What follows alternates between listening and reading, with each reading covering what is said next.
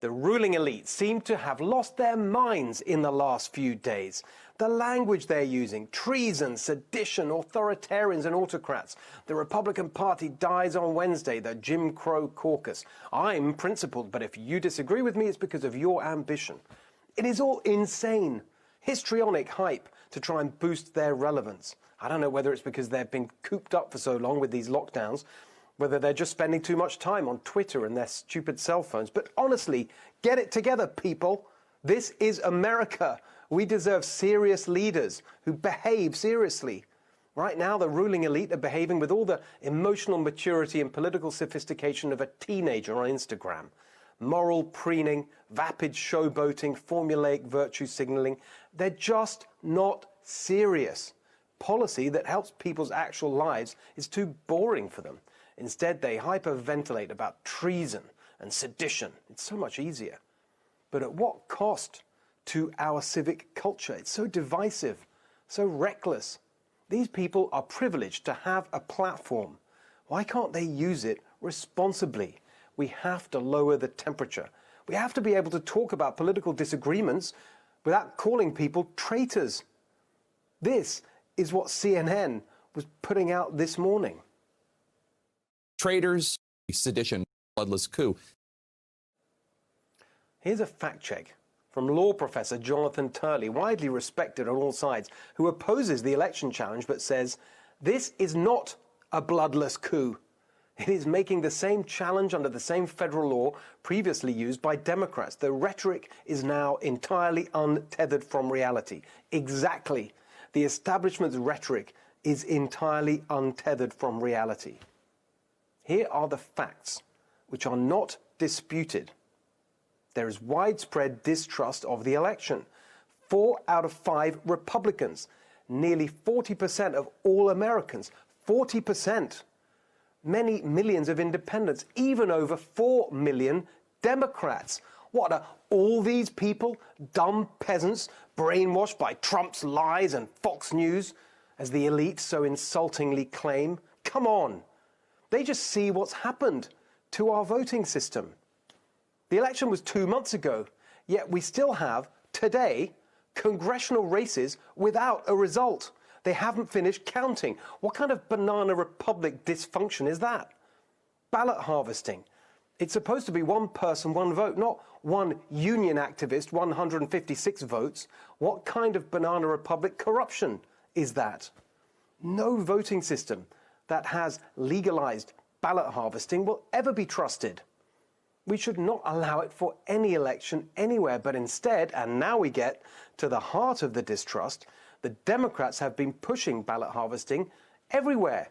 They use the virus as an excuse to bend the voting rules in their favor. We know that because they pushed those exact changes long before the virus in Pelosi's notorious H.R. 1 bill back at the start of 2019. We were warned repeatedly, not least by the Wall Street Journal, that the Democrats' multiple late changes to the rules would cause massive legitimacy problems, especially in the event of a close election. Well, the election was close, 43,000 votes in 3 states, 30,000 according to National Review's Andy McCarthy. In 5 of the 6 battleground states, Pennsylvania, Georgia, Wisconsin, Michigan, and Arizona, late changes to the voting system pushed by Democrats were made not by state legislatures as the Constitution specifies, but by courts, commissions, or the executive branch. These are facts. Now Democrats are angry this is all coming to a head and that it's raining on Biden's parade. Well, I'm sorry, but you reap what you sow. You're the ones who pushed ballot harvesting. You're the ones who pushed the changes to the system that were designed to help your party, that were all in Pelosi's bill long before the virus. Not Trump, not Josh Hawley, not Ted Cruz, not the Republicans. It was you, the Democrats, who did this to America. Not to mention 4 years of conspiracy theories and trying to overturn the previous election. And now, when anyone has the temerity to point all this out, they're the ones accused of undermining democracy. Right now, our country is facing 2 historic crises. One is the greatest public health emergency in a century, and the other threatens the health of our democracy. Undermine democracy? Undermining democracy. We have to stop this. It's undermining confidence in democracy. What Orwellian doublespeak. The actual undermining of democracy would be to allow all this to pass without protest. Everything that stopped 2020 being a fair election, the Democrats, partisan changes, big media and big tech, 100% working for Biden. Right now, millions of Americans are so angry about the presidential election, they couldn't care less about these Senate elections. As far as they're concerned, unless Trump is there to fight for them, it makes no difference who's in charge of the Senate anyway. They think they'd get the same result whether it's McConnell or Schumer. From Washington, the same result, whether it's Pelosi or Boehner or Biden. What is the difference? They were all a disaster for decades. Open borders, endless war, the rich get richer, workers get screwed, big business boosted, small business crushed, donors rewarded, jobs exported, communities weakened, China empowered. Don't the ruling elite understand that millions backed Trump in 2016, in 2020, and back him now? Precisely because he is a living, breathing, tweeting rebuke to all of them and their pompous, incompetent, corrupt establishment ways. Now they go on TV to dance on Trump's grave.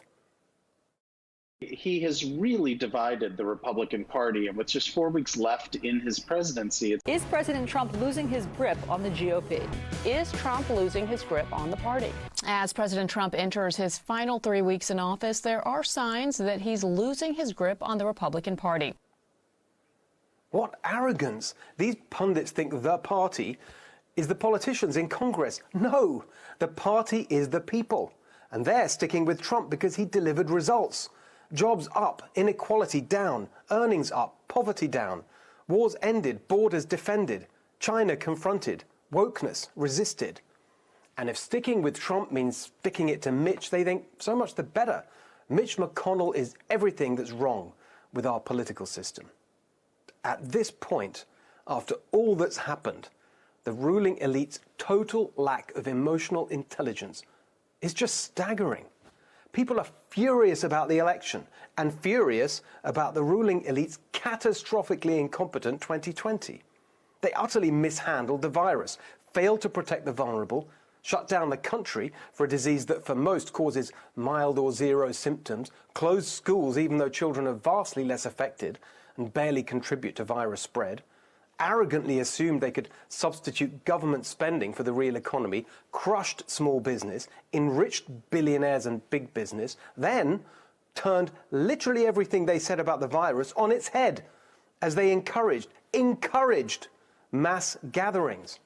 Now they continue with their cruel, counterproductive lockdowns, ignoring the science, ignoring the data, spending yet more money we don't have on lockdown bailouts, messing up the vaccine, delivered in record time thanks to Trump, by the way, instead of using it to end the lockdown as soon as possible by prioritizing the vulnerable, they waste doses on young, healthy people and tell us the lockdown must go on for most of the year. So please forgive us if after all that we never listen to a single word from the establishment experts and politicians and pundits ever again. Yes, it's vital to vote for David Perdue and Kelly Loeffler. We need them re-elected.